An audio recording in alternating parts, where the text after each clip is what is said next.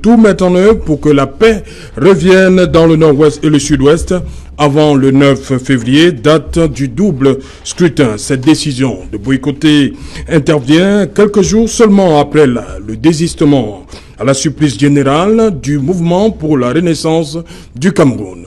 Madame, Monsieur, tout à l'heure à 20h, c'est la grande édition d'information présentée par Cédric Nouffelé. Et après, ce sera le débrief du journal tout de suite. Et maintenant, Madame, Monsieur, c'est le fait du jour.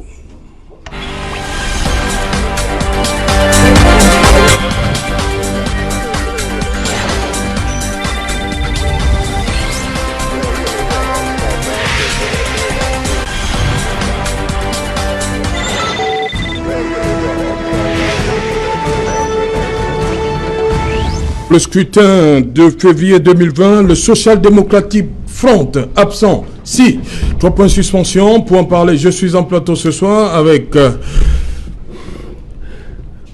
C'est l'embarras. Je commence par le RDPC. Voilà, le RDPC. Président Charles Elisan. Bonsoir, Président. Bonsoir, Serge Alain. Bonsoir vous êtes... à tous les invités. Bonsoir à tous les Camerounais qui nous suivent ce soir. Voilà, vous êtes le président du bureau au JRDPC, vous leader. Candidat à l'élection municipale de la deuxième. Pourquoi vous voulez... On ne doit plus évoquer votre... Non, c'est pour vous ne m'avez pas laissé terminer. C'est pour dire que nous, on va aux élections. Ah, ok, vous allez aux élections. Bonsoir, bienvenue. Moi qui vous remercie. C'est le RDPC qui vous remercie. Voilà. Bonsoir, Eric Yombi. Bonsoir. Bonsoir aux copanélistes. Bonsoir à vos téléspectatrices et à vos téléspectateurs. Voilà, analyste politique, chercheur, relations internationales. Tout à fait. C'est bien tout ça. à fait. Alexis Nkepi, bonsoir. Bonsoir Serge, bonsoir aux millions de personnes qui nous suivent ce soir. Voilà, bienvenue. Vous êtes là pour le compte du mouvement pour la renaissance du Cameroun. Bien sûr. Donc vous ne serez pas là au rendez-vous de février 2020. Bon, j'ai été investi avec une thème à députation. Vallée d'une thème? Oui. Malheureusement. Dites-nous un peu comment. Pourquoi vous êtes allé jusqu'à la vallée d'une thème? C'est mon bastion, c'est là où je suis, c'est là où j'ai ma famille en fait. Oh. Donc mon parti a décidé que... Vous soyez investi là-bas. Le conseil a décidé que nous allons poser aux élections, donc nous prenons à cette décision-là. Ok. Moustapha Ngwana, maître Moustapha Ngwana, bonsoir. Bonsoir Serge Alain, c'est un plaisir renouvelé de me retrouver sur votre plateau. Oui. Je salue également vos nombreux téléspectateurs. C'est toujours un plaisir d'être sur Equinox Soir. Oui. Donc qui cristallise l'attention des Camerounais aussi bien sur le plan national qu'international. Donc c'est un honneur pour moi. Maître Moustapha Ngwana du Social Democratic Front. Voilà, on vous a vu lors du contentieux post-électoral, vous défendiez déjà le Social Democratic Front avec cette idée-là qu'il n'y avait pas véritablement eu élection de ce côté-là. Et aujourd'hui, ce que vous remettez sur la table, après la sortie du premier vice-président, c'est que tant que la crise n'est pas résolue, pas d'élection. Comment comprendre ça aujourd'hui alors que vous avez décidé de partir il y a quelques jours? Qu'est-ce qui s'est réellement passé? Voyez-vous, la vie politique n'est pas linéaire. La vie politique n'est pas linéaire. Il y a des décisions qui sont prises de manière conjoncturelle. Aujourd'hui, pendant que j'étais déjà ici avec vous, il y a une conférence de presse qui était en train d'être tenue par le vice-président national. Et au terme de cette conférence de presse, il a clairement indiqué que si les résolutions du grand dialogue national n'étaient pas mises en exécution, le SDF ne participerait pas aux prochaines, prendrait ses responsabilités. Donc cela s'entend comme éventuellement la non-participation aux prochaines élections. Parce que vous voyez, nous avons une difficulté au Cameroun, c'est la gouvernance par embuscade. Nous manifestons notre volonté de pouvoir participer au fonctionnement des institutions de notre pays. Mais seulement, il faudrait que cela soit fait dans des conditions acceptables, que le jeu politique soit sain. Malheureusement, on constate que le jeu politique n'est pas celui qu'il devrait être. Donc, c'est normal que nous posions des conditions pour que les choses puissent être faites dans le sens qui sauvegarde au plus haut point les intérêts du peuple camerounais.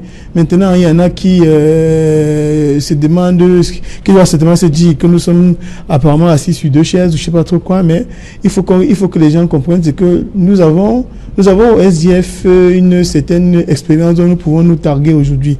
Nous avons par le passé pratiquer la politique de la chaise vide. Vous connaissez bien que nous n'avons pas été aux élections en 92, nous n'avons pas été en 97 également, et je pense que nous en payons le prix fort jusqu'à ce jour. Donc la politique de la chaise vide est une politique qui ne nous a pas réussi jusqu'à présent, mais seulement s'il faut mettre en perspective l'intérêt supérieur de la nation. Si, comme le président national l'a dit, d'ici à la date du 9 février, les voyants ne sont pas ouverts, le SDF prendra ses responsabilités. C'est notre droit le plus absolu. Nous avons le droit d'avoir une position et de la changer en fonction de l'évolution des situations. Vous savez, les faits sociaux sont appréciés de manière conjoncturelle. Donc, on ne peut pas comparer un fait au Cameroun et un autre au Rwanda. Donc, il faut pouvoir contextualiser. Donc, pour l'heure, c'est la position de notre parti. Nous sommes pour la participation aux élections, mais seulement en fonction de l'évolution de la situation, nous prendrons la décision qui s'impose. Parce que l'agenda du SDF ne peut pas être dicté par qui que ce soit. C'est le SDF qui décide de son agenda politique en fonction également de ses intérêts, de sa conception de la politique. Donc voilà ce que je peux dire comme premier pavé dans la mare. Ok. Alexis Guépi, vous, c'était le premier point sorti par le président national du MRC, la crise anglophone, il faut la résoudre. Donc vous êtes content que le SDF vous rejoigne par rapport à cette élection? On devrait être content. Content, je ne sais pas si c'est le mot qu'on doit utiliser, mais le SDF n'a pas... C'est-à-dire que votre message commence à porter. Est-ce que vous n'aimeriez pas que d'autres formations politiques puissent vous rejoindre dans le boycott, on va le dire comme ça? Dans le boycott, je ne pense pas. En fait, d'autres partis politiques, formations politiques doivent prendre leurs responsabilités, de comprendre que l'intérêt personnel égoïste ne devrait pas être au-dessus de l'intérêt général, de l'intérêt du peuple camerounais. Donc, s'il faille mettre une pression, peut-être pour que l'ordre gouvernant en place puisse prendre à cœur le problème des anglophones du NOZO, peut-être que si les autres partis boycottaient de se présenter aux élections législatives et municipales, alors ça pourra permettre peut-être de résoudre cette crise-là, car les partis d'opposition, nous ont longtemps demandé un dialogue national inclusif, ils ont longtemps demandé qu'on puisse résoudre cette crise-là, et le moment est opportun que les partis d'opposition qui l'ont demandé puissent avoir un levier de pression afin de permettre que cela puisse être résolu. Maintenant, ce n'est pas seulement la seule raison pour laquelle le MRC n'a pas participé, c'est l'une des principales raisons cause. L'autre raison, est-ce qu'en termes de priorité, c'est ça qu'il faut d'abord résoudre? C'est la première. Oui, il faut d'abord résoudre ça. La crise anglophone, il faut la résoudre. Maintenant, l'une des autres raisons, ce sont les lourdeurs administratives. Il faut vous rappeler que le MRC... Le code électoral d'abord, hein, je crois. Oui, j'arrive. Ça fait partie du code électoral. Oui. C'est que le MRC a investi 180 candidats. Sur les 180 candidats, moi, j'ai eu la chance d'avoir mes dossiers prêts, mais il y a plus de 80 personnes qui n'avaient pas le dossier prêt parce que l'administration n'a pas voulu leur délivrer les pièces afférentes. Je parle du plan de Gaëtan Kanga, qui, on se souvient, qu'il a été agressé au niveau de quelqu'un par le sous-préfet. Donc, ils sont comme ça des dizaines de personnes qui n'ont pas pu avoir leur dossier prêt de candidature, donc plus de 80. Lorsqu'on veut changer un État, un pays, par des lois, il faudrait bien que le législateur puisse être élu. Et si le MRC présentait que 100 candidats et que les 100 candidats, on avait 80 ou bien 70 élus, vous comprenez qu'on ne pouvait pas voter des lois. Donc c'est l'une des raisons qu'on n'a pas pu prendre part aux élections. Il y a plusieurs autres raisons qui sont évoquées, mais au niveau des élections législatives, nous avons été consultés parce que c'est le Conseil national du MRC. Il faudrait qu'on le dise très bien. Ce n'est pas le professeur comme le Conseil national du MRC qui a décidé, parce qu'il y a même le plus grand perdant de cela. Moi, l'SGP, je peux être candidat dans 5 ans, 6 ans. Mais le plan national sera candidat au minimum en 2032. C'est-à-dire, puisque le code électoral comme on demande que pour être candidat, il faut être investi par un parti, il y a des élus. Donc vous comprenez que s'il faudrait que le MSC puisse avoir des élus, ce sera après 2025. Et après 2025, donc le président Kamto devrait attendre 2032 pour être investi. Donc les gens comprennent très bien que le président Kamto a dû s'aligner à la position du Conseil national et du directoire, et il a soumis la voie que le Conseil national a choisi pour l'annoncer au peuple camerounais.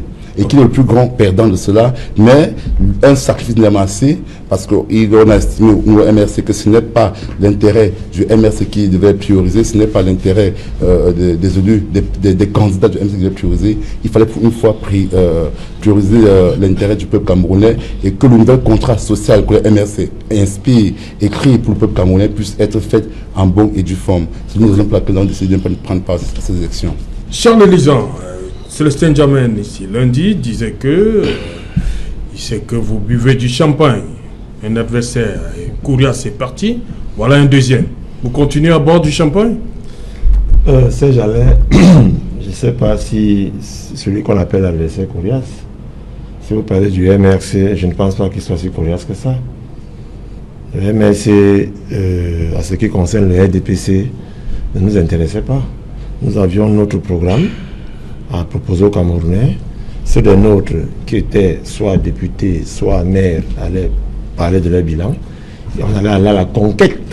On allait partir à la conquête des voix des Camerounais. Donc, l'agenda politique du RDPC ne dépend pas du MRC ni du SDF.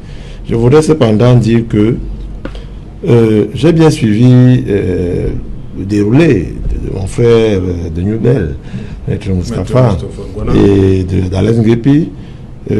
Non, je pense que M. Alain Nguepi a voulu dire la vérité, mais il a encore viré. Quand il parle d'une centaine de dossiers prêts au niveau des législatives, non, c'est pas ça, M. Nguepi. C'est pas ça. Justement, vous avez raison de dire que vous avez senti que vous n'aurez pas le nombre adéquat pour faire peser la balance de votre côté au niveau de la Chambre basse du Parlement. Justement, vous aviez raison de le dire. C'est l'une des principales raisons pour laquelle vous n'êtes pas allé. Le NOZO, le code électoral, tout ça, c'est du saupoudrage. C'est votre incapacité à occuper territorialement toutes les circonscriptions politiques en compétition qui vous ont poussé à reculer. Donc, maintenant, en ce qui concerne le SDF pose des conditions. Monsieur aussi, intelligent qu'il est, a participé au grand dialogue. Je crois qu'il a même été président de commission. Si aujourd'hui, entre date de fin de ce grand dialogue qui était le 4 octobre et aujourd'hui, entre le 25 qui était la date limite de dépôt du dossier, où ils ont déposé le dossier, et aujourd'hui, je pense que rien n'a changé au niveau de la mise en place ou de la mise en pratique des résolutions du grand dialogue, dont lui-même est l'un des acteurs principaux. Alors, la conférence de presse d'aujourd'hui, qui sous-tend et qui conditionne leur contribution, leur présence, leur participation à l'élection locale qui arrive, me pose quand même des petits soucis de compréhension.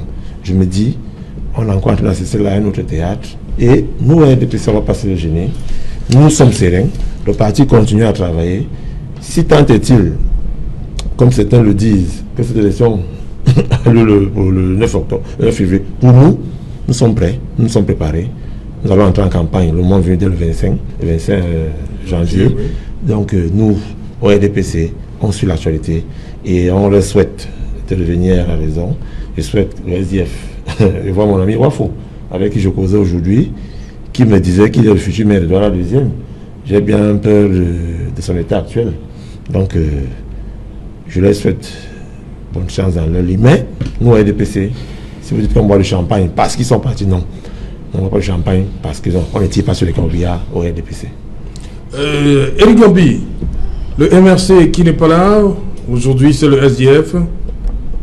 Qu'est-ce qui va se passer le 9 février? Nous aimerions croire dans l'idéal qu'il y aura une décrispation politique et que d'ici le 9, c'est notre souhait. Nous souhaitons évidemment qu'il y ait une décrispation et potentiellement que le chef de l'État annonce des mesures exceptionnelles de telle sorte qu'elle puisse satisfaire partiellement au moins aux exigences, au moins du SDF, pour que ce parti au moins, si ce n'est les autres avec, puisse participer aux élections. Parce que la vérité, ce n'est pas une bonne nouvelle pour la démocratie camerounaise que le parti au pouvoir se représente seul ou quasiment seul à cette élection. Mais sur ce, permettez-moi de revenir sur un certain nombre d'éléments. Par la voix de Maître Ngouana Moustapha, nous avons suivi que effectivement le SDF n'irait pas aux élections si la situation, si les mesures, notamment la situation au NOZO, ne se rétablit pas ou ne change pas. je prends ça sur moi, il faudrait qu'on soit clair sur une situation. Le grand dialogue national, tel que nous avons vu les résolutions, n'a pas eu vocation à apporter la paix au Cameroun. Il faut qu'on soit bien clair. Le grand dialogue national a apporté des réponses à la décrispation politique au Cameroun. Et les résolutions du grand dialogue national concernant le statut spécial au Nozo, vous comprenez bien qu'il y a une frange de cette population qui n'est pas satisfaite, les sécessionnistes. Ma question est dans celle-ci.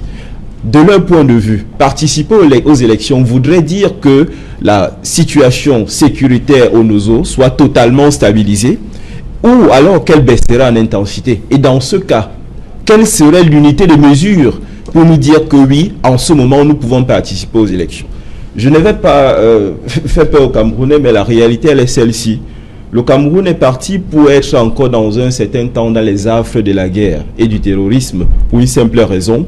Le gouvernement n'a pas encore pris la pleine mesure pour mettre en place, pour mettre en branle une machine pour résoudre définitivement cette crise au sens de la paix avec ceux qui ont les armes. J'ai bien dit au sens de la paix avec ceux qui ont les armes. C'est bien beau d'organiser un grand dialogue, d'accorder un statut, mais les experts qui travaillent sur cette question, nous qui réfléchissons sur cette question, nous savons pertinemment que l'État n'a pas encore fait le pas de négocier avec ceux qui ont les armes.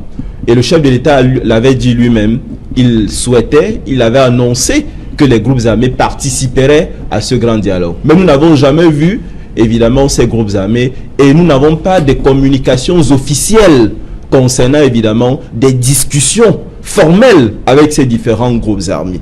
Alors, je terminerai en disant que si certains mouvements politiques se retrouvent sur le fait qu'il faille la sécurité à un degré intéressant au Nozo, ça nous fait réfléchir et on se pose la question, mais si ces partis d'opposition, en tout cas certains, ont des points de convergence, pourquoi nous n'assistons pas à une mutualisation des forces?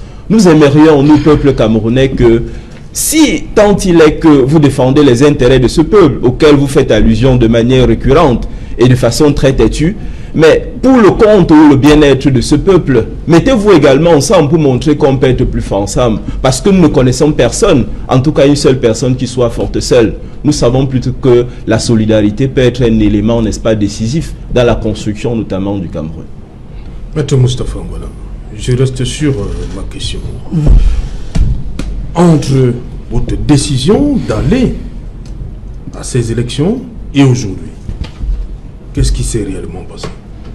Est-ce que c'est parce que cette initiative de boycotter est venue du MRC? Vous vous êtes senti dans l'obligation de soutenir la cause anglophone? Je crois que jusqu'à présent, aucune formation politique n'a défendu au plus haut point le retour de la paix dans la région du Nord-Ouest mieux que le SDF. Nous l'avons fait au Parlement. Je peux dire que je l'ai également fait avec une certaine véhémence par devant le Conseil constitutionnel. Donc le SDF a également, vous savez, lors de la dernière mandature, nous avions eu 14 députés qui étaient issus des régions anglophones. Donc nous avons le plus grand intérêt à ce qu'il y ait la paix. Mais nous avons également une expérience dont on ne peut, une expérience qu'on ne peut pas ignorer. Il faut être présent dans les institutions. Je pense que c'est le Saint-Germain qui est aujourd'hui militant du MRC le rappelait encore ici là sur votre plateau. Il faut être dans les institutions, non seulement pour apprendre, mais également pour être une force de proposition et même une force de contestation audible. Vous comprenez? Peut-être que nous ne participons, peut-être que vous me direz qu'il n'y a pas eu un événement particulier. Mais il faut déjà au moins se mettre dans la possibilité de pouvoir participer au suffrage s'il y a modification du climat politique d'ici à la date de l'élection. Donc on ne peut pas faire... Donc vous n'avez pas voulu être péremptoire. Vous donnez quand même... Vous mettez la paix, vous dites que si rien n'est fait, bien sûr, vous supposez que quelque chose peut être fait avant le 9. Nous espérons que quelque chose sera fait. Oui. Nous avons participé au grand dialogue national dans l'intérêt supérieur de notre peuple. Parce que quand vous êtes invité autour d'une table, pour discuter d'une question qui concerne l'intérêt supérieur de votre pays, il faut être présent. Nous avons été présents. Alors, nous entendons que les résolutions qui ont été prises lors du grand dialogue national soient exécutées, soient mises en perspective, soient mises en exécution. Mais dans l'intervalle, il y a des élections qui sont organisées. Vous pouvez décider de ne pas aller aux élections, mais vous pouvez décider tout de go de ne pas aller aux élections, c'est vous le droit le plus absolu. Mais il faut savoir qu'au RDPC, ce sont des ogres. Si vous laissez les 180 sièges, le RDPC n'hésitera pas à le prendre en utilisant même la fraude. Puisque tout le monde sait que ce sont de grands fraudeurs. Ce sont de grands fraudeurs, mais il faut être dans le jeu. Il faut être dans le jeu politique. On va se donner le moyen de pouvoir avoir vos chapitres. Vous comprenez? Aujourd'hui, par exemple, si la position, par exemple, qui est adoptée qui est prise par exemple par le MRC, si elle avait été une position concertée, vous comprenez? J'aurais pu comprendre que la position est concertée, elle a été prise par toutes les forces de l'opposition, alors nous aurions pu nous fédérer pour avancer. Mais on ne peut pas continuer avec les numéros de solistes. Je dois dire qu'il ne faut pas que les erreurs du passé que nous avons commises soient reproduites par les autres formations politiques. Je dois le dire, que nous avons eu parfois la possibilité de pouvoir nous fédérer avec les autres et que nous avons parfois utilisé des formules qui n'ont pas encouragé les autres formations politiques à se mettre sous la bannière du SDF pour que nous puissions avancer ensemble. Et il ne faudrait pas que les autres reproduisent ces erreurs-là. Je vous ai dit également ici à l'origine de mon propos que nous n'avons pas été en 92, nous n'avons pas été en 97, mais ça n'a pas empêché le RDPC d'essayer de tout prendre. Il faudrait que nous puissions. Et je dirais que c'est légitime dans le jeu politique, c'est pas une partie de plaisir. Donc nous sommes dans une position dans laquelle nous disons, nous ne sommes pas pour le boycott simplement pour le plaisir de boycotter. Mais il faudrait que nous puissions penser au Cameroun. Et sachez également une chose, c'est qu'il est important pour les partis d'opposition d'être dans les institutions parce que gouverner également, ça s'apprend. Monsieur Serge, autour, quelque talentueux que vous soyez, si aujourd'hui on vous met au Parlement, vous aurez besoin d'avoir qu'on vous tienne la main pendant un certain temps pour que vous puissiez prendre la pleine ampleur, la pleine mesure de vos capacités. Donc c'est important d'être dans les institutions. Vous me direz, rien n'a changé, rien n'a changé. Mais on est dans une position dans laquelle on se dit, nous sommes prêts à aller. Nous manifestons notre bonne foi. Parce que nous voulons que les institutions de notre pays fonctionnent normalement. Mais si par extraordinaire, les conditions ne sont pas réunies, nous allons nous retirer. Et on comprendra que nous sommes retirés avec des raisons qui étaient, on ne peut plus objectives. C'est de ça qu'il est question. Ok. Charles Élisant, c'est les mêmes récriminations qui reviennent. La crise dans le Nord-Ouest, on pense que le gouvernement ne fait pas assez pour résoudre cette situation. Le code électoral toujours taillé sur mesure. Est-ce que de ce côté-là, vous ne pensez pas qu'il faut absolument faire quelque chose pour qu'on ait moins de contestation? Serge Alain, je suis du RDPC. Je suis militant convaincu et convaincant de ce parti. Parti au-dessus, que j'adore. Mais que je n'adore pas plus que mon Cameroun. Alors je voudrais dire à mon frère Mustapha et à mon frère Nguepi qu'ils n'ont pas le monopole de l'amour patriotique pour ce peuple. Parce que même le RDPC adore le peuple camerounais. Peuple qui nous donne l'onction de présider à sa destinée. Ça reste à démontrer par les actes, par les faits. Peuple qui nous donne... Notre pays est en lambeau. Et ce RDPC gouverne depuis plus d'une trentaine d'années. Vous ne pouvez pas dire que vous aimez le Cameroun. Le sous-développement est un projet de société pour le RDPC. Le sous-développement est un projet de société pour le RDPC. Donc arrêtez de dire que vous aimez le peuple camerounais. Donnez des lois, arrêtez de mettre des lois scélérates sur la place publique. Permettez au Cameroun de pouvoir avancer. Le RDPC est un frein à la bonne marche des institutions, est un frein à l'évolution de notre pays. Merci. Il faudrait que vous puissiez le savoir. Donc arrêtez de dire aux gens que vous n'aimez pas le Cameroun. Qu'est-ce que le RDPC nous apporte? Merci, Maître Mustapha Ngwana. C'est bon? Oui, continuez donc, Charles Élisant. Je peux continuer? Oui, allez. Ok. Le SDF ni le MS n'ont pas l'amour patriotique du peuple camerounais.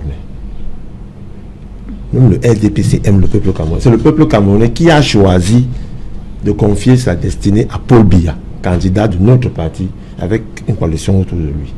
C'est le même peuple camerounais qui, en 2013, a confié la majorité des sièges à l'Assemblée à ce même RDPC. C'est le même peuple camerounais qui a confié à ce même RDPC la majorité des collectivités territoriales décentralisées. Maître Ngwana, le bavardage, quel que soit le décibel de votre voix, sur ce plateau, n'aimez pas les Camerounais, c'est pas ça qu'ils veulent entendre. Ils ont voulu que le 9 février, vous veniez avec un programme, vous le leur présentez, et vous leur dites, faites-nous confiance. Ils vous donneront donc cette onction-là, de parler en leur nom. Ce n'est pas sur le plateau d'Equinox, aussi prestigieux soit-il, avec le bavardage que vous faites là, qui fera les choses. Non, c'est pas ça. Le baromètre de l'amour d'un peuple pour un parti politique, ça s'exprime à travers le suffrage universel direct. Et le pain sardine. Ça, j'adore le pain sardine. Ça, pour ça, ne vous dérangez même pas pour ça, j'adore. De ce côté, c'est pas une insulte. Justement, c'est ce que vous présentez aux Camerounais. Quel est le programme de Maître Moustapha pour développer, par exemple, la circonscription électorale de la première? Bien, doit partir. Le RDPC voilà votre programme. Les Camerounais sont fatigués de l'entendre. J'ai posé une question. Ceux qui n'ont pas de programme, c'est le RDPC. On était à la présidentielle ici, là, tous les partis politiques avaient un programme, avaient un projet de société, avaient un programme politique. Le seul qui n'en avait pas, c'est le RDPC. Arrêtez de faire la leçon à personne. Le seul qui n'a pas de projet pour le Cameroun, qui n'a pas de boussole, c'est le RDPC. Nous étions ici à l'élection présidentielle. Quel était le programme qu'a proposé le RDPC? Vous avez réchauffé le baril communautaire qui datait des années 80, que vous n'avez même pas pu actualiser. Et vous, aujourd'hui, vous parlez de programme, vous n'avez pas de projet pour le Cameroun. Où est-ce qu'on va? Il y a des guerres de tous les côtés. 8 régions sur 10 au Cameroun sont aujourd'hui en crise. 8. Il n'y a que la région du centre et du sud qui ne sont pas encore attaquées par la guerre. Toutes les autres régions ont connu les affaires de la guerre, les métastases de la guerre. Donc les gens disent que le Cameroun, vous avez plus un Cameroun pacifique et pacifié. Vous avez divisé les Camerounais. Le vivre ensemble est complètement compromis. Donc arrêtez de vouloir parler sur un ton docte, alors que vous n'avez fait que mettre le Cameroun en lambeau. Et je n'ai pas l'habitude de couper la parole, mais vous me contraignez à devoir le faire. C'est votre éducation, donc vous voyez, moi je ne vous en veux pas. Faites comme vous voulez. Donc, coupez-moi tant que vous voulez. Je ne vous en voudrais pas. Je reste dans ma lancée. Je continue à dire que vous n'avez pas le monopole de l'amour du peuple camerounais. Tout le bavardage que vous faites là, ils vont devoir choisir le 9. Venons donc sur les standing blocks le 9 février et qu'ils vous choisissent, vous qui aviez le meilleur programme que mon candidat en octobre 2018, qui n'avait pas de programme. Je l'accepte, il n'y a pas de problème. Mais les Camerounais l'ont choisi, lui. Maintenant, je viens sur ce que ce Jeannot appelle raison objective code électoral. C'est le même SDF qui était candidat à l'élection présidentielle avec le même code électoral. C'est le même SDF qui a eu des sénateurs dans certaines zones là-bas, avec le même code électoral. C'est le même SDF. Mais le même SDF, c'est le timing. Oui. Ils ont couru le 24 novembre là dernièrement à 23h30 avant minuit déposer les dossiers. Et aujourd'hui, nous sommes une conférence de presse parce qu'il y a la présence de 3 hauts dignitaires internationaux au Cameroun. On veut faire une petite comédie pour passer un message. Donc vous y voyez un lien? Il y a un lien parce que vous voyez Serge Alain, vous voyez, c'est ça les partis politiques au Cameroun.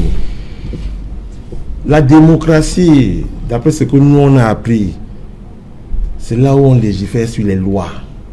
C'est l'Assemblée nationale.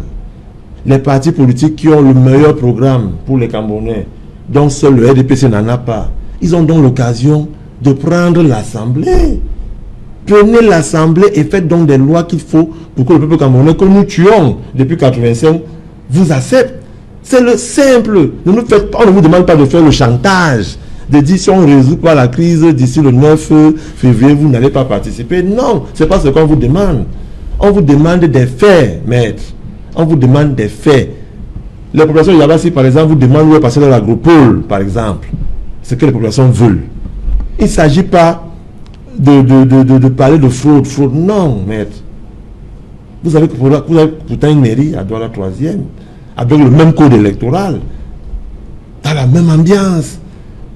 Donc, Serge, à ce qui nous concerne, au-delà du militant du RDPC que nous sommes, au-delà de la convoitise du poste en toute légitimité, et ne vous gênez pas, vous n'êtes pas là, non, on ira aux élections.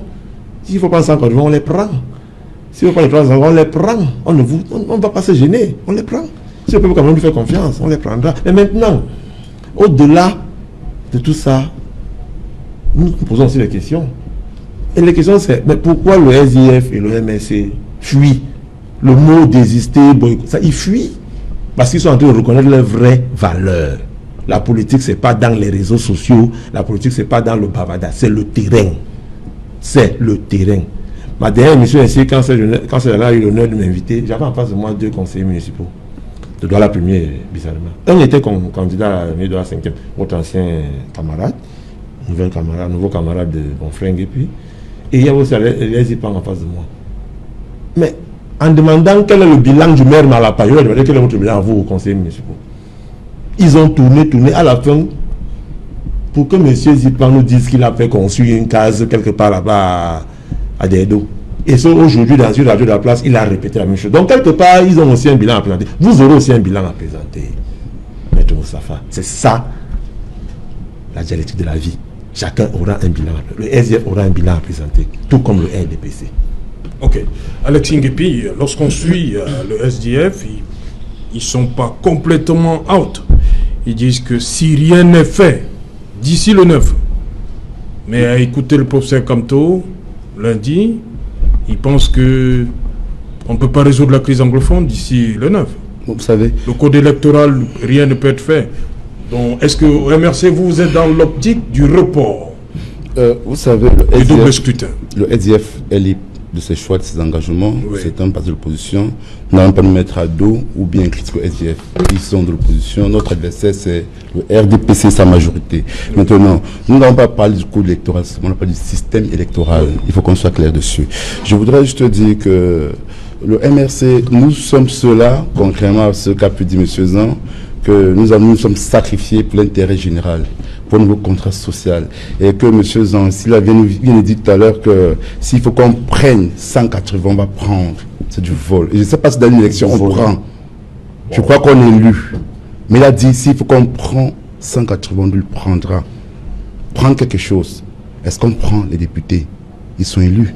Donc vous comprenez un peu ce paradoxe-là qui vient de surgir. Et je veux aussi dire que tout à l'heure, mon confrère dit que le grand dialogue n'avait pas pour objectif d'apporter la paix. Au Cameroun, mais la description, je dis faux. Au MRC l'ont clairement dit, le grand dialogue devait apporter la paix. Nous avons énuméré les conditions qui devaient permettre qu'on aboutisse au grand dialogue. C'était l'aboutissement. Et malheureusement, comme le RDPC aime toujours voler les idées, ils ont volé nos idées et ils ont allé en besogne, ils ont allé le grand dialogue et ça a couché d'une musaraigne, d'un éléphant blanc. Et aujourd'hui, ils ont le grand dialogue, ils vont aux élections, nous nous retirons, ça leur fait mal. Mais pourquoi ça fait mal? Parce qu'on ne parle pas, point barre. Mais j'ai aussi suivi quelqu'un sur ce parti, M. Chalizan, dit que le MRC n'avait pas capacité d'occuper tous les 6 conscriptions administratives. Monsieur Zan, oui. Je me rappelle encore, quand on a parlé du grand dialogue, vous avez dit avec qui va-t-on dialoguer. Je comprends que vos services de renseignement sont inefficaces. Parce que si vous voulez savoir ce que MRC pouvait, si MRC pouvait occuper tous les cycles administratifs, posez-moi la question sur le cela, comme je vous répondrai. Je vous dis donc que nous avons 180. Nous avons investi 180 parlementaires. Et vous me confortez dans l'esprit que vos renseignements ne sont pas adéquats, ils sont inadéquats. Et c'est donc pour cela que votre grand monologue national, pas dialogue national, a échoué. Donc, je suis un peu... quand vous libérez quand même le monologue. D'accord. Merci au SDF quand même. Je crois qu'on ne coupe pas les gens. Je crois que Charles ne coupait personne. Monsieur Charles a parlé de programme politique. Il a fait savoir qu'il y aurait un ex-candidat du MRC de la 5e. On aurait demandé des comptes. Je ne sais pas si le conseil municipal est là pour construire les cases. Je crois que c'est le rôle du maire. Les conseils municipaux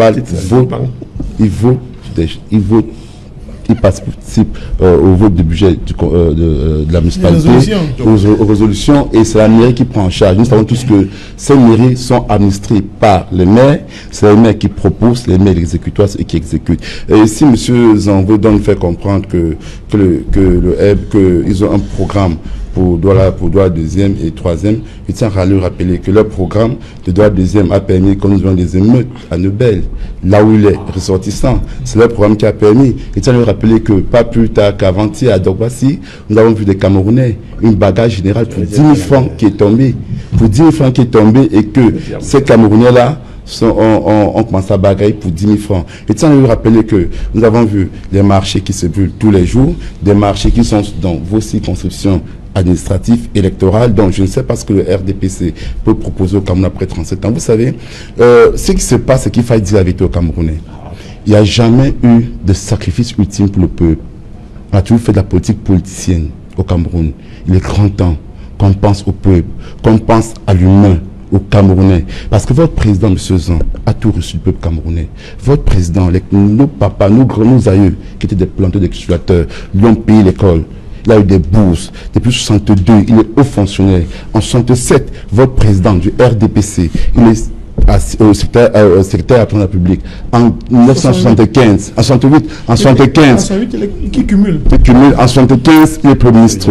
Il est Premier ministre du Cameroun. Et en 82, l'erreur de l'histoire a voulu qu'il soit nommé président de la République du Cameroun, sans être élu, alors que notre constitution stipule que la fonction de président de la République est un poste électif. Alors, M. Zan, venez ici là nous faire croire que vous avez fait des choses. Je me pose la question, mais ce qui est certain, c'est que au MRC, nous avons décidé de ne pas aller aux élections parce que nous avons pensé au peuple camerounais. Je serais heureux si vous arrêtez de dire que vous allez prendre 180 députés. Si au moins vous êtes une personne qui va dire nous allons être élus, 180 députés de LP seront élus, mais quand vous dites prendre, ça montre de votre d'esprit. Et je tiens aussi à rappeler, tout à l'heure vous avez dit que votre président a été élu par le peuple camerounais. Je dirais non, votre président a été élu par la Cour constitutionnelle, à qui a sa cause, par NCAM, à qui a sa cause. Donc ne venez pas faire croire que le projet de société, qui n'existait même pas pour votre parti, a été acté par le peuple camerounais. Je dis non. Ok. Éric Yambi, restons sur l'attitude du SDF qui pense que si la crise dans les régions nord-ouest et sud-ouest perdure jusqu'en février 2020, comment comprendre cette sortie, ce bout de phrase? Si ça perdure, ça veut dire que le SDF a espoir que si quelque chose est fait d'ici février 2020, le SDF peut revenir sur sa décision, commençant par le statut spécial. Si on met le contenu dans ce statut spécial. Moi, je pense que le premier vice-président du SDF a fait cette sortie avec ces déclarations précises afin que le plus tôt possible les résolutions du grand dialogue national soient prises en compte ou alors soient implémentées pour que possiblement que ça apporte un dégel de la situation que nous connaissons au nord-ouest et au sud-ouest. Mais je pense aussi qu'il y a la réalité des faits. Une fois de plus, permettez, c'est mon domaine, M. Nguepi. Je vais revenir là-dessus. Le Cameroun n'a pas encore pris les dispositions pour que cette crise soit totalement résolue. En matière, évidemment, de résolution des conflits, il y a des choses précises à faire. Et j'ai dit une fois de plus, l'idée du grand dialogue, en tout cas, si nous nous fions aux résultats des mêmes qu'aux résolutions, on constate que le grand dialogue n'avait pas vocation à apporter la paix. Celui du RDPC, pas pour le MRC. Le nôtre avait vocation à apporter la paix. Nous avons énuméré les étapes qui devaient permettre de réaliser ce grand dialogue. Donc, ne devez pas faire croire au Camerounais que si on avait suivi ces étapes, on n'a pas eu la paix. Au MRC, le grand dialogue était l'aboutissement. Nous avons énuméré plusieurs étapes et à la fin, il y aurait eu un grand dialogue qui aurait apporté la paix. Maintenant, si vous parlez du grand monologue national du RDPC, je vous le constate, je suis d'accord avec vous. Je suis en train de parler du grand dialogue national, cher monsieur. Celui du RDPC, peut-être, pas le nôtre.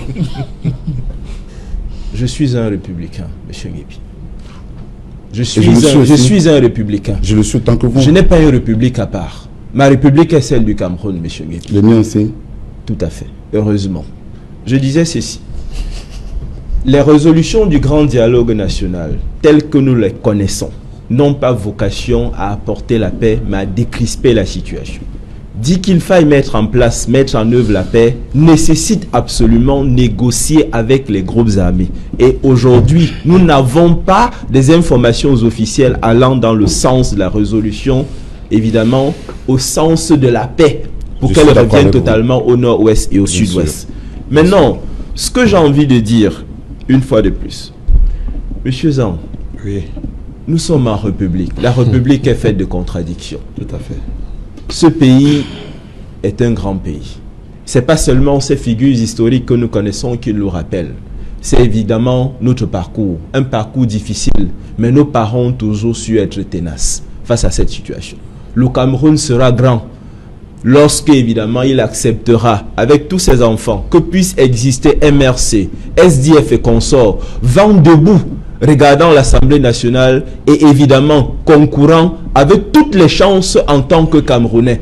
Nous ne sommes pas dans une république RDPC. Nous sommes dans une situation difficile qu'on peut qualifier évidemment de pays à la recherche d'une paix introuvable. Moi, je pense que c'est un moment historique pour que nous tous regardions dans ce même sens. La vérité des faits, elle est là. De plus en plus, évidemment, cette crise connaît un élargissement. Je l'ai dit la dernière fois, je suis un enfant de la ruralité. Lorsque je vais chez moi à côté de Manengolais, j'ai constaté il y a quelques semaines en arrière qu'évidemment, les sécessionnistes ont attaqué pas très loin de Manjo, c'est-à-dire à 5 km de chez moi. Ce qui est inédit. Et quand je vois ça, je m'inquiète. Je me pose des questions en tant que citoyen, en tant que républicain au Camerounais. Est-ce que, évidemment, le président Biya a toutes les cartes en main pour que cette crise soit totalement résolue? Pourquoi nous avons attendu autant de temps, qu'il y ait autant de morts, et qu'aujourd'hui la République soit en train de vaciller, que la République aujourd'hui soit en difficulté, parce que de plus en plus il y a un impact sur sa politique, sur sa démocratie, évidemment parce que certains partis politiques ne veulent pas contribuer à ce qu'eux ils appellent mascarade. Monsieur Zao, je n'ai rien contre vous. Lorsque la République vacille, ça nous interpelle en tant que citoyens. Il s'agit de mettre aussi de côté nos différentes chapelles politiques et de se dire, il ne faut plus que ce soit comme ça.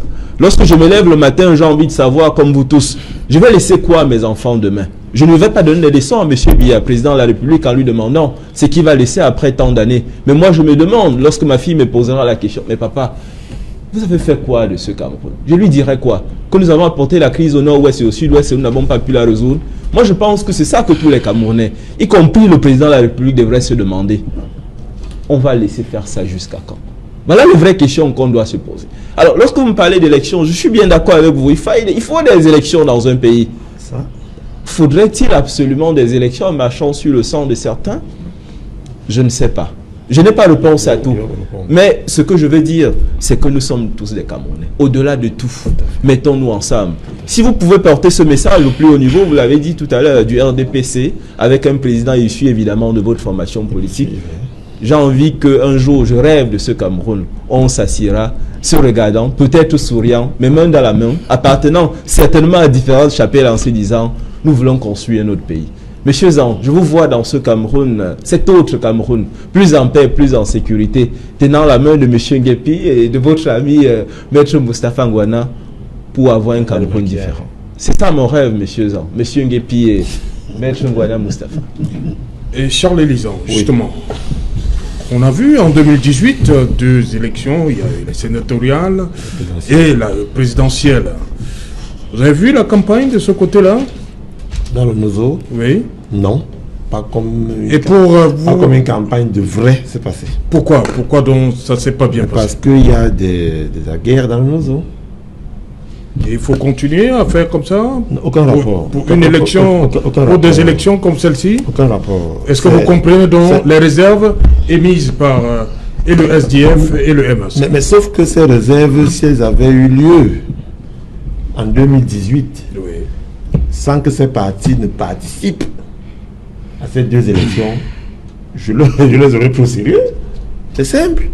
Les Camerounais se demandent comment se fait-il que des partis politiques qui ont pris part à l'élection de nos sénateurs, à l'élection présidentielle, et se gargariser d'avoir gagné cette élection avec tout ce qui disent de malfonctionnement, dysfonctionnement et tout ce qu'ils disent là.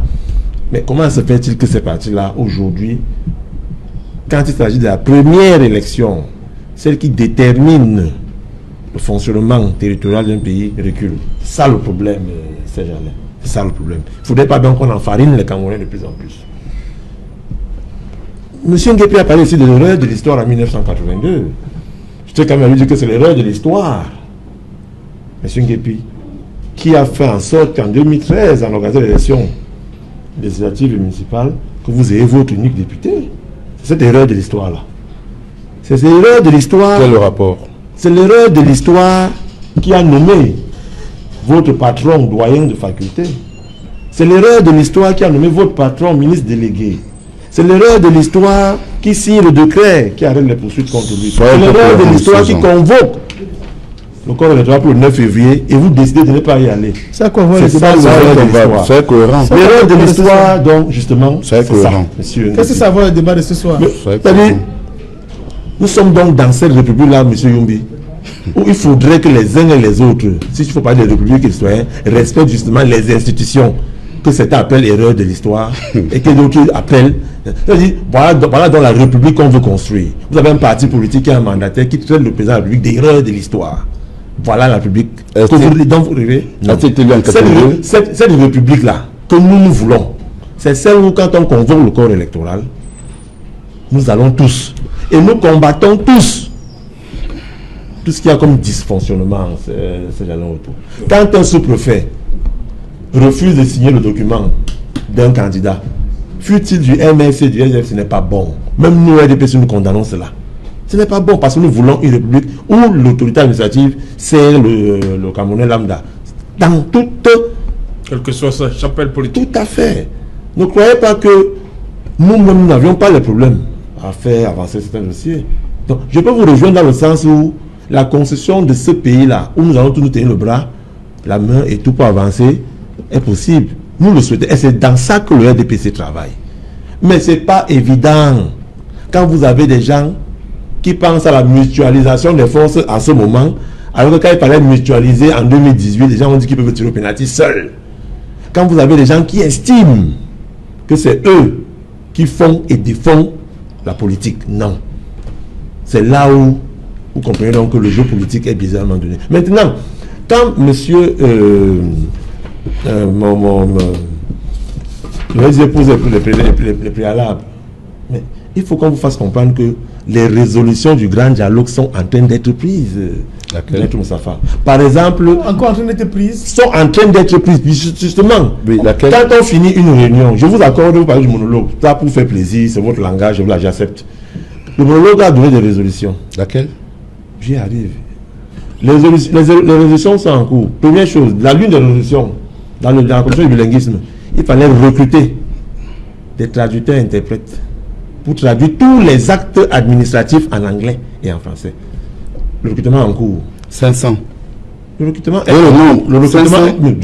Alors il y a eu les résolutions qui sont en cours. 500. Le recrutement en cours. Des recommandations. Il y a eu, dans l'une des résolutions prises là pendant le grand dialogue, l'une des résolutions du grand dialogue, c'était la libération de certains prisonniers. Ça a été fait 333.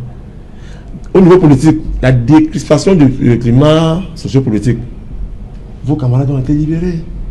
De l'autre côté, la pénalisation du tribalisme, de la haine, de la xénophobie, le projet est en cours, maître.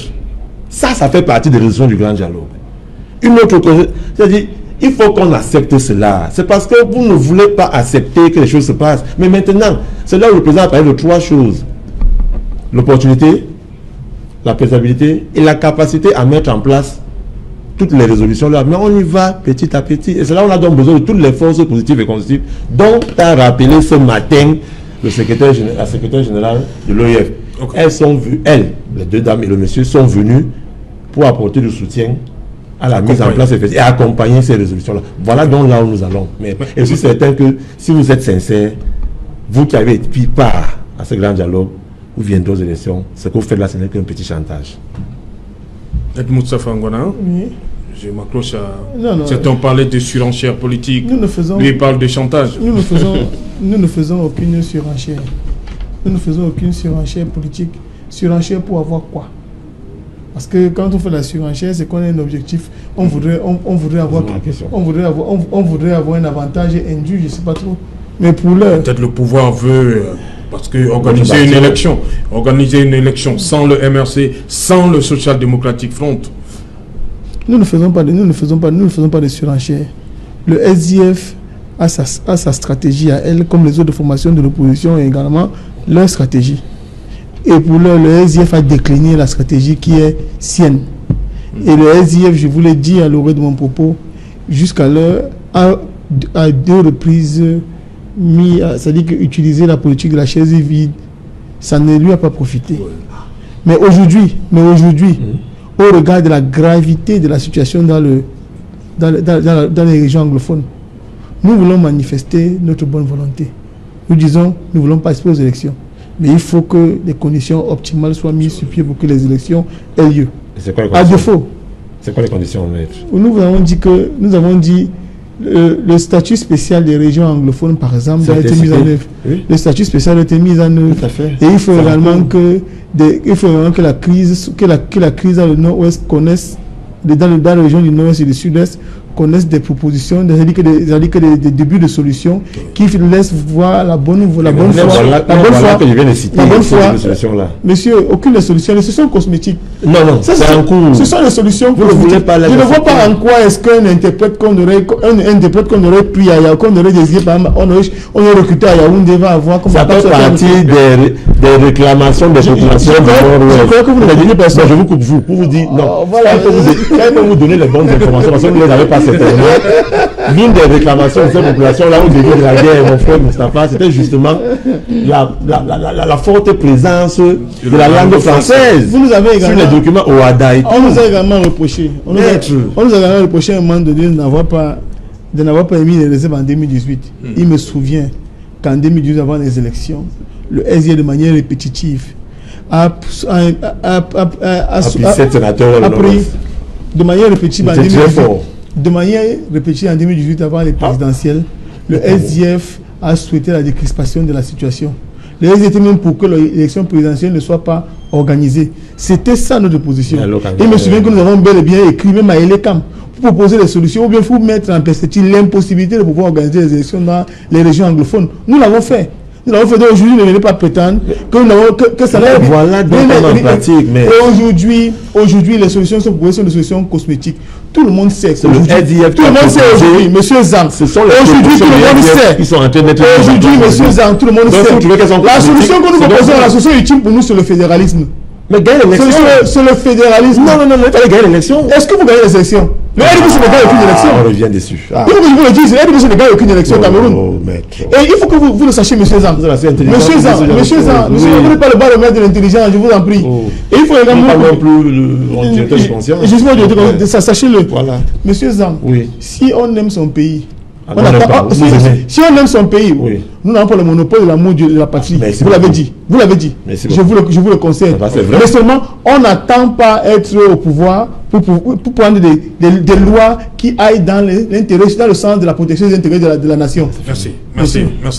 On revient à vous après le journal. Il est là déjà en poste, Cédric Noufélé. Bonsoir. Au menu ce soir, Cédric. Bonsoir Saint-Jalan, bonsoir à vos invités. Ce soir, la météo politique présage de fortes perturbations sur les législatives et municipales prévues en février 2020. Dans ce journal, nous parlerons de cette ère de boycott qui plane sur ces élections. Après le MRC, c'est le SDF qui lui aussi dénonce la crise anglophone pour conditionner sa participation aux élections législatives et municipales. Le PCRN de Cabral Libye lui aussi s'est exprimé menaçant de se retirer de la compétition électorale, invoquant de son côté les tracasseries administratives subies lors de la constitution des dossiers de candidature pour ces élections législatives et municipales. Vous les écouterez dans le journal de 20h. Le champ d'expression des libertés au Cameroun ne cesse de se rétrécir au quotidien.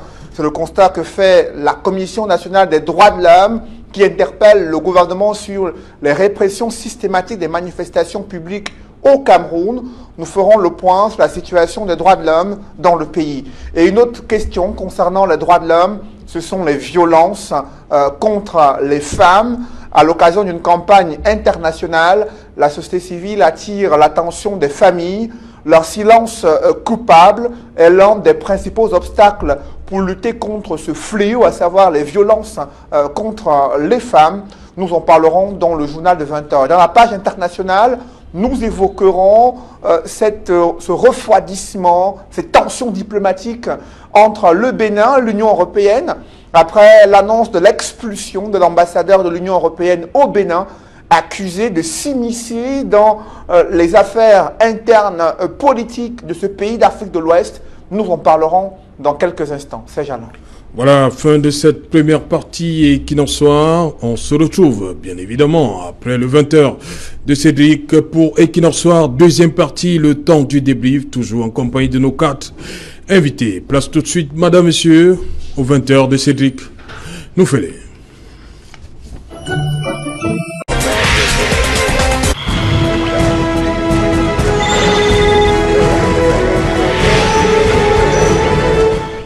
Retour sur le plateau qui nous soit toujours en compagnie de Charles Elisan, Eric Yombi, Maître Moustapha Ngwana et Alex Nguepi. Alex Nguepi, vous avez suivi, il y a un autre parti qui se plaint des tracasseries lors de la constitution des dossiers, le PCRN de Cabral Libye.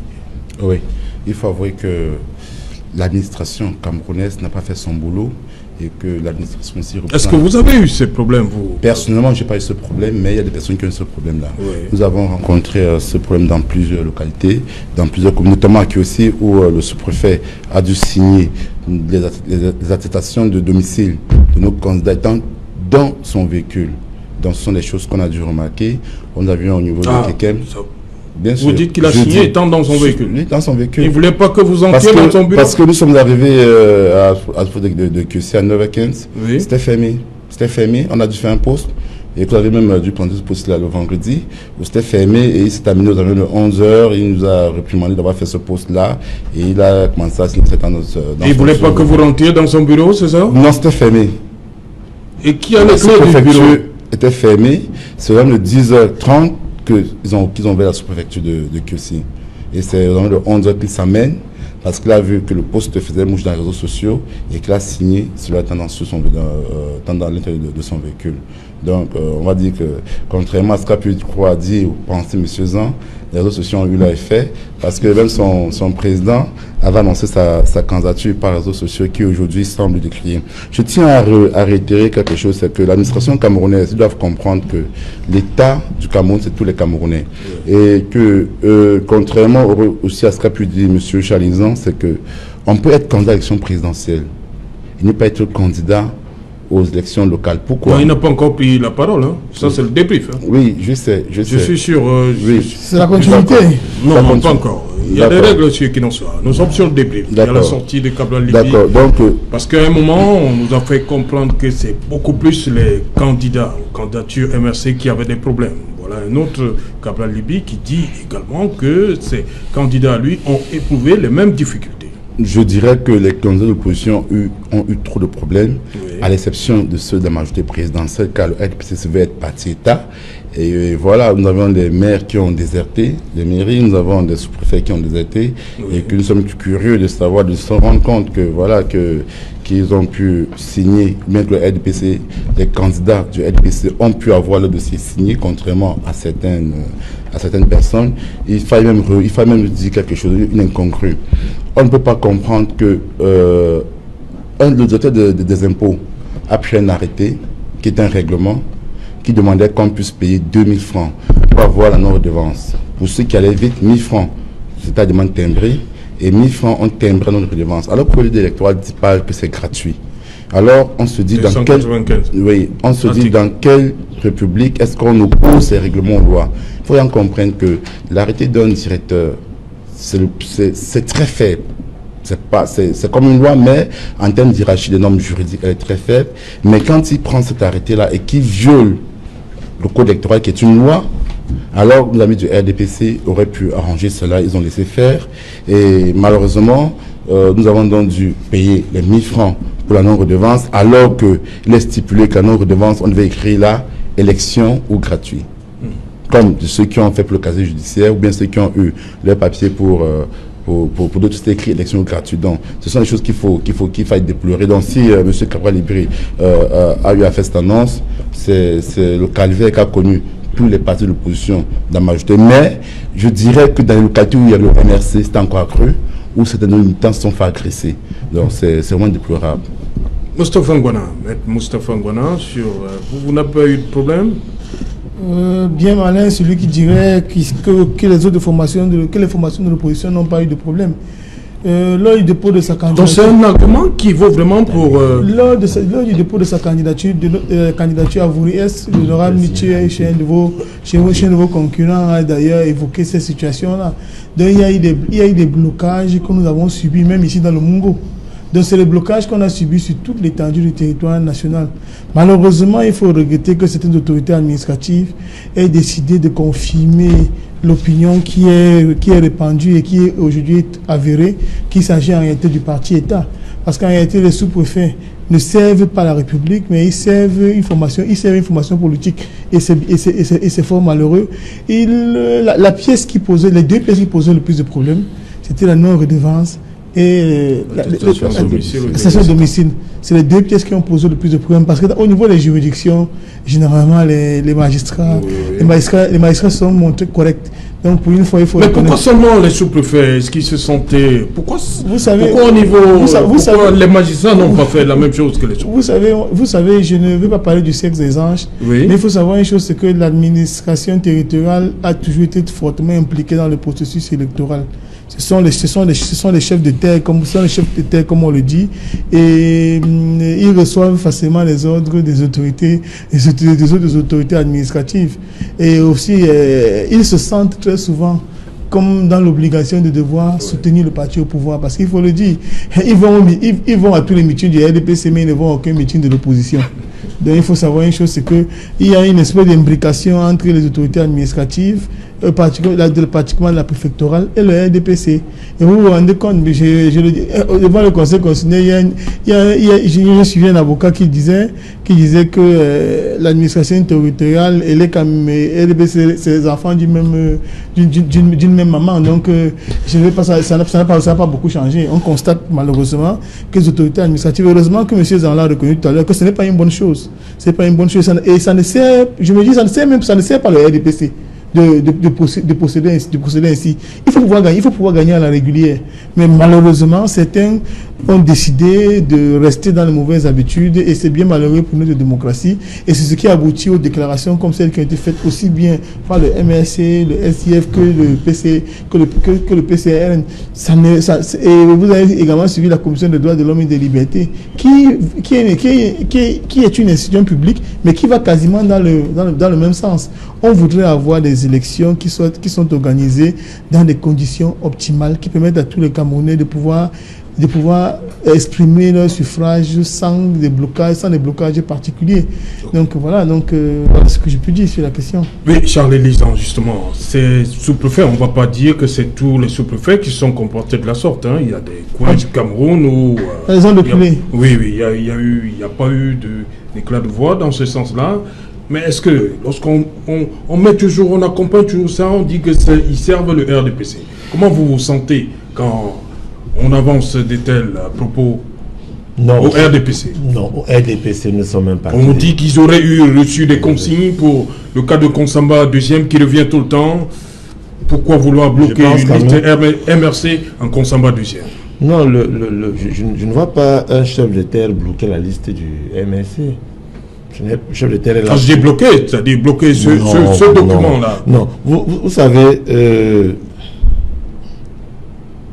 quand on veut tuer son chien, on l'accuse de rage. Phrase toute faite. Vous allez remarquer que les deux documents, justement, qui faisaient problème, c'était l'attestation de non-redevance. Parce qu'il faut donner les noms aux documents. L'attestation de non-redevance et le certificat de domicile. Ce n'est pas une attestation de domicile. Comment on obtient un certificat de domicile? Il faut bien que le sous-préfet, que vous habitez la circonscription. Ça posait généralement des problèmes parce qu'il y a beaucoup de parachutés dans cette histoire-ci. Même dans notre RDPC, il y en a qui n'ont pas pu avoir ce document parce que on ne sait pas d'où vous sortez et vous venez voir un sous-préfet qui doit vous signer un certificat de domicile. L'attestation de non-redevance maintenant, au niveau des impôts, est gratuite. Mais ça va pour autant dire que si vous devez de l'argent à l'État, vous ne devez pas payer. C'est là où il y a un problème, maître. Vous êtes un avocat. Vous faites la langue de bois. Non. Écoutez-moi très bien maintenant. Vous faites la langue de bois. Laissez-moi parler. Vous ne bégayez pas souvent. Vous faites la langue de bois. Non, mais laissez-moi parler. L'attestation de non-redevance, en français simple, je ne dois rien. Non-redevance, je ne dois pas l'argent à l'État du Cameroun. Eh bien, si vous devez l'argent à l'État du Cameroun, à travers une activité commerciale que vous faites, vous avez peut-être une structure, à travers peut-être une activité, c'est pas vous, hein, vous devez payer. C'est clair. Les 1000 francs, pour la voir. Maintenant, les 1000 francs, c'était pourquoi? Les 1000 francs, vous donnez 1000 francs, non, c'est pour le terme, je ne sais pas pourquoi. Ah. La demande doit être timbrée. Non. Monsieur le futur député, laissez-moi parler. Vous avez dit assez depuis. Laissez-moi vous mettre sur les rails. Monsieur Zan, pourquoi est-ce que nous sommes dans la phase le certificat de domicile n'était pas timbré? Pourquoi ça doit être timbré? Laissez-moi avancer. Dites-moi. Le certificat de domicile, c'est la norme de vente qui est timbrée. Ce n'est pas le document, le certificat de domicile n'est pas timbré. Mais c'est la demande 3. C'est pas sinon plus timbré, c'était écrit gratuit élection. Voilà la norme de vente qui est timbrée. Monsieur Zan, quand la la loi parle de gratuité, la gratuité c'est du début à la fin. C'est du début à la fin. Il y a l'endroit où c'est gratuit, ailleurs c'est payant. Vous expliquer. Quand vous allez faire les documents de la CNPS, monsieur Nguepi, quand vous faites la photocopie, la copie de l'acte de naissance de votre fils, vous ne mettez pas de timbre, ni fiscal, ni communal. On écrit là-dessus CNPS et le maire signe. Mais quand vous voulez une attestation de non redevance, et que vous émettez une demande au chef de centre des impôts, vous devez la timbrer cette demande. Parce que la gratuité n'est pas la demande. La demande doit être timbrée, M. Nguepi. C'est un acte administratif. N'est pas timbré. Deuxième chose. Pourquoi le DG des impôts. Pourquoi le bulletin de n'est pas timbré, le DG des impôts. Il y a contradiction. Le DG des impôts ne signe pas un arrêté, un directeur. Bon, d'accord, c'est une décision. Ok, c'est une décision. Maintenant, pourquoi est-ce que le DG des impôts, laissez-moi éduquer les gens qui nous écoutent. Vous n'éduquez pas. Le DG des impôts a signé un communiqué où il rappelait aux responsables de l'ECAM qu'on est passé dans la loi des finances 2015. Je dis bien loi des finances. Donc ça devient une loi de certificat d'imposition ou non d'imposition à l'attestation de non-redevance. C'est une loi. Et pourquoi est-ce qu'on timbre donc? Maintenant, pourquoi c'est timbré? Voilà la question. Ne fuyez pas. Pourquoi est-ce que la non-redevance est timbrée? Quelle non-redevance? La non-redevance est timbrée. Quand vous le remettez, vous devez la timbrer à 1000 francs. La mienne n'était pas timbrée. Vous voyez, dans 2 poids 2 mesures. Non. Quand vous 2 poids 2 mesures. 2 poids 2 mesures. Le décret, écoutez un peu, monsieur Zan, ce que le DG des impôts a signé, c'est affiché dans chaque... C'est un communiqué. Mais ce communiqué est affiché partout. Monsieur Zan, ce communiqué est affiché dans chaque centre d'impôt. On demandait de timbrer la demande. Voilà. Une fois obtenu la demande, vous devez timbrer nos redevances. Non. À moins que vous me dites que c'était... Alors, monsieur Zan, alors que le MRC était timbré. Alors, nous comprenons que le RDPC n'a pas pu timbrer pour lui. Donc, 2 poids 2 mesures. Le communiqué du DG des impôts est clair. Le communiqué des impôts, qui n'est pas un arrêté en passant, le communiqué des impôts rappelait aux responsables de l'ECAM la procédure pour avoir une attestation de non-redevance et de ne plus demander aux candidats une attestation d'imposition de non-imposition. Il fallait une demande timbrée, il fallait la photocopie de votre CNI. Il n'a pas de la procédure. Non, il n'a pas de la procédure. Il n'a pas mis la procédure. Quand vous allez dans un centre d'impôt, par exemple, je vais à Douala 4e, à Douala 5e et à QC, à Douala 5e et à Ambam, on vous demandait votre photocopie de la carte d'identité. Non, c'est clair, c'est normal. On vous demandait. Non. Oui. Ne demandez pas cela. On doit demander. Monsieur Zan, il n'y avait pas de procédure. Je vous dis, dans ce endroit. Donc, on ne demandait pas le plan de localisation. On n'a pas demandé. Dans la deuxième, on demandait le plan de localisation. Bien sûr. Monsieur Zan, je vous parle. On demande le timbre. Ici, on ne demande pas le timbre. Non, la demande est timbrée. La non-redevance aussi est timbrée. C'est Jalin. 2 poids 2 mesures. Voilà la question. La boussole d'un chauffeur, c'est le cours de la route. Oui. La boussole d'un chrétien, c'est la Sainte Bible. Pourquoi le document de référence pour avoir une attestation de redevance est clair. Lisez-le et allez auprès des responsables pour les élections. Monsieur Zan, nous du MRC pour les élections. Oui. Pour ceux qui nous ont reçus, centre de Bobo, ils nous ont demandé la photocopie de la carte d'identité. Ils ont demandé une lettre, une demande manuscrit, timbrée. Nous sommes d'accord. Et quand vous allez faire cela, on vous délivrait votre non-redevance indiquant là où vous résidez consort. Maintenant, on vous demandait de timbrer la non-redevance. Si vous me dites que vous n'êtes pas timbré, monsieur Zan, je vous dis ce qui se passe. Les gens l'ont timbré. C'est demandé l'appartenance. C'est Jalin. Est-ce qu'on vous demandez l'appartenance politique? C'est ce qui nous fait comprendre. Sur l'attestation de redevance, il y a juste le Monsieur Zan, c'était timbré. Qui sous-estime, qui sous-entend votre circonstance. Monsieur Zan, c'était timbré. La question est pourquoi la loi de redevance? Oui, d'abord, s'il vous plaît. La question. S'il vous plaît.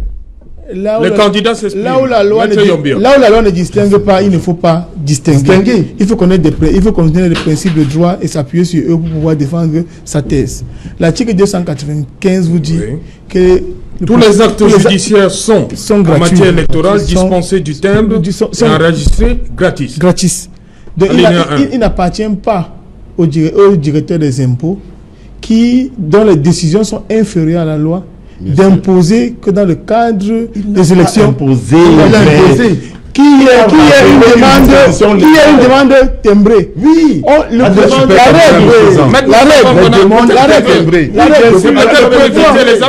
La règle, il sait comment ça se passe. La règle consiste à pouvoir faciliter l'exercice du suffrage universel. C'est la règle. La règle, c'est éviter les blocages. Éviter les blocages. Donc la loi a dit que c'est gratuit. Il n'appartient pas au tout-puissant directeur général des impôts d'imposer une demande timbrée. Alors que la loi ne l'a pas prévu. C'est la lecture que je fais de la loi. Monsieur Serge, pour obtenir numéro 3, c'était quand moi j'ai fait mon numéro 3, il y avait une commission spéciale au tribunal de Yaoundé pour les élections. Quand vous y arrivez, pour les élections, vous remplissez les fiches et là, on mettait le cachet gratuit, on vous le délivrait. C'est-à-dire que vous rendez au greffe, vous remplissez, il vérifiait tout, c'est OK, on vous envoyait par la suite au niveau donc vous voulez nous faire comprendre qu'au niveau de l'administration judiciaire, il n'y a pas eu de problème. Il n'y a pas eu de problème, mais quand on nous explique pourquoi c'est les sous-préfectures qui vous ont posé de problème. Et les impôts. Les sous-préfectures ont posé, heureusement, je dis bien heureusement pour ceux qui étaient du côté de Douala 5e, pour ceux qui ont eu leur attestation de domicile, à Douala 5e, de domicile, peu importe, pour ceux qui ont cela, l'adjoint au sous-préfet de la 5e a reçu les gens comme il se devait, il a fait son boulot. On a dit tous les sous-préfets dans la 3e, on a envoyé nos militants vers les chefs de quartier qui donnaient 10 000 francs. Ce sont les faits, ce sont les réalités. Bon, je comprends. Vous avez donné 10 000 francs? Vous avez donné... pas de nos militants. Non, j'ai dit, est-ce que vos militants ont justement donné cet argent? Cet argent donné, ils n'avaient pas le choix. Mais c'est la corruption. Ils n'avaient pas le choix. Et c'est la même corruption que vous, monsieur Zan, vous ne demandez pas timbré. Non, je ne sais pas comment c'est timbré. Non, je ne veux pas dire qu'on demande. La non-redevance a coûté 2 000 francs. La demande timbrée, 1000 francs. La non-redevance, comme vous la délivrez, vous la timbrez et vous allez faire une photocopie que vous la laissez. Vous savez, c'est ça qui est question. Avant qu'il n'ait pas timbré. Vous savez, je suis camerounais. Eric Yombi doit intervenir. Permettez rapidement, Maître Moustapha, quelques secondes. Puis Eric Yombi, allez-y. L'exégèse de la loi. Quand vous interprétez la loi, il faut chercher à connaître quel est l'objectif visé par le législateur. Le législateur a voulu faciliter l'expression du suffrage universel en imposant la gratuité. Il n'appartient donc pas à une autorité subalterne. Le directeur des impôts par rapport au législateur, le directeur des impôts ne peut pas dire qu'il faut une demande timbrée. Oui, on ne peut pas demander, on ne peut pas dire qu'il faut une demande timbrée, alors que la loi a dit tout est gratuit dans le... L'article 295, l'article 295, je vous en prie, l'article 295, le directeur des impôts n'est pas dans votre code électoral. Le directeur des impôts est dans l'attribution d'une attestation de non-redevance. Comment est-ce qu'un Camerounais doit avoir une attestation de non-redevance, qu'il y ait élection ou pas? Monsieur Zan, pour le cas à partir de la loi des finances 2015. Oui, merci. Eric Yombi. C'est pas possible. Finalement, il y a beaucoup de problèmes déjà là pour cette élection. Ils interprètent comme ils veulent. La première chose. On parle de cas pratiques. Je vous en prie, on vous a écouté. On va écouter Eric Yombi. La première chose que je dois dire, c'est félicitons évidemment les travailleurs de la République qui ont fait leur travail. Ah oui. Et disons à ceux qui n'ont pas fait le leur qu'en République, ils sont là pour être au service de tout le monde. Il faut qu'on le dise. Maintenant, ce que j'aimerais aussi évoquer, c'est... avec ces voix dissonantes, je crois que pour des événements spéciaux, peut-être faudrait-il mettre sur pied, n'est-ce pas, une sorte de fonctionnement bien précis. Peut-être un document, comment ça marche. C'est-à-dire, la République aussi a vocation à se remettre en question, parce que la perspective ici, c'est l'efficacité. Si on doit retenir on a dit oui à certains, et pourtant ça devrait être non, il fallait payer, et pourtant c'est gratuit, la République doit se remettre en question. Pour sortir un document, une sorte de feuille de route, comment ça marche, un mécanisme, pour que tout le monde sache, pourquoi pas organiser un séminaire avec les sous-préfets, chapeauté, n'est-ce pas, par le ministre de l'administration territoriale, pour savoir comment ça marche. Parce que l'impression que vous me donnez en vous écoutant, c'est qu'il y a un sous-préfet dans un lieu X qui pense comme ça, et dans un lieu Y qui pense autrement. Il n'y a pas une sorte d'uniformité, évidemment, des connaissances. Il n'y a pas d'uniformité, M. Zan. Bon, c'est l'impression qui se dégage. Mais dans tous les cas, se remettre en question... Je tiens à dire que la décision que le... Il n'a pas terminé, Eric Yombi. Permettez, Eric. Par élégance, allez-y, monsieur. Merci, monsieur Eric. Je tiens donc à dire que dans le principe du qui peut plus, qui peut le moins, en principe, le Premier ministre aurait dû prendre un décret dans lequel il devait donner la procédure qui devait s'imposer à toute l'administration. Malheureusement, il n'a pas fait. Et ça a laissé que chaque administré a eu à interpréter la loi selon sa propre façon de la comprendre. On rejoint maintenant. Et on vous rejoint parce qu'effectivement, c'est le RDPC qui est aux affaires. C'est vous qui l'avez nommé. Et vous n'avez pas eu cette difficulté. La preuve, c'est que vous nous faites comprendre ce plateau que votre redevance n'était pas timbrée. Donc c'est clair que vous devez être rejeté.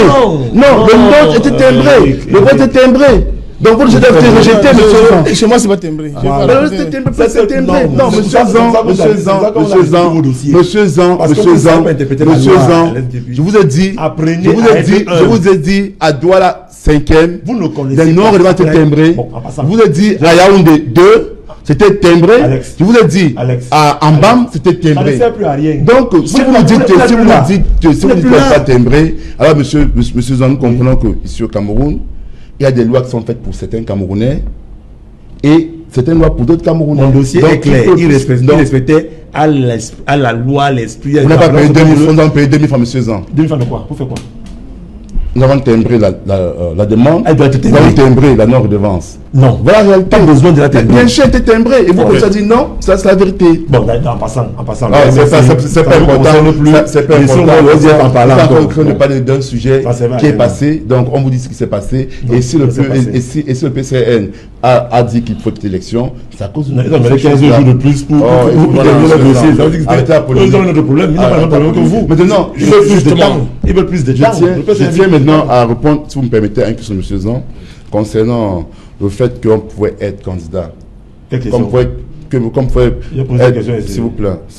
tiens à répondre à une préoccupation que M. Zan a fait savoir qu'on ne peut pas être candidat à l'élection présidentielle et venir boycotter l'élection locale. Je vais lui faire comprendre quelque chose. Dans l'État, c'est une pyramide. Il y a le sommet, il y a le milieu, il y a la base. Au sommet, on a l'exécutif qui est incarné par le président de la République. Vous pouvez être candidat à l'élection, à l'élection présidentielle. Et même si dans certaines régions ne votent pas, vous savez qu'une fois élu, vous allez prendre des mesures pour résoudre les problèmes généraux de l'État. Maintenant, au niveau de la base, les conseillers sont en contact direct avec la base. Ça veut donc dire que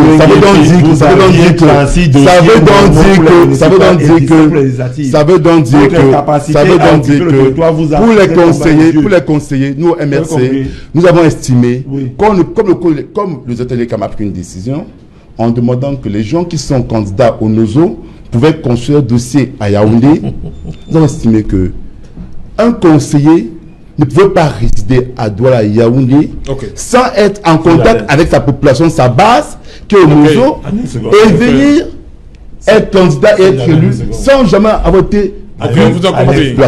Alex, oui, rapidement. En passant, je suis désolé. Je suis surpris que vous passez le temps à pérorer sur les élections locales qui arrivent. Vous avez dit que vous n'êtes plus là. Vous pouvez vraiment arrêtez. Deuxième chose, on a convoqué le corps électoral. Vous avez fait les réunions où vous avez dit que vous allez prendre tous les sièges d'assemblée. Aujourd'hui, vous n'êtes plus là. Vous trouvez que vous êtes des génies. Vraiment, nous sommes les Mormons des États-Unis, nous n'arrivons pas à la cheville. Nous sommes sacrifiés au peuple camerounais. Pardon? Nous sommes sacrifiés au peuple camerounais. Parce que l'élection est d'avoir l'intérêt personnel, égoïste. Vous êtes candidat pour l'intérêt personnel. Nous avons dit, nous n'irons pas aux élections, on va se sacrifier pour le peuple camerounais. Écoute, monsieur Zan. En déposant un dossier. Vous voulez pas aux élections. Vous appelez pas. Ok, merci, cher monsieur. Nous n'irons pas aux élections. L'intérêt du peuple camerounais. À vous, ça vous a dépassé. Nous ne sommes pas candidats. Merci pour la polémique que vous créez. Ça vous a dépassé. Merci Alex Nguepi d'être venu. Merci Sejalon. Merci Charles Elisan. Moi qui vous remercie. Voilà. Candidat à la mairie de la deuxième. Intérêt personnel égoïste. Merci. Merci à vous Eric Yombi. Merci. Maître Moustapha Ngwana, merci. Je veux remercier d'ici le 9. J'avoue que Charles Elisan a le don de s'aimer la pagaille sur le plateau de télévision. C'est bien le guet-apes. Voilà, beaucoup trop de désordre. On espère voir le Social Democratic Front. Vous avez dit que vous espérez que d'ici le 9, la crise sera résolue. Il y aura des signes importants de décrispation. Ah, il y aura. Nous les espérons. Ok, voilà. Voilà, madame, messieurs, nous sommes donc arrivés au terme de cette édition Equinox Soir. Bonsoir, comme tout.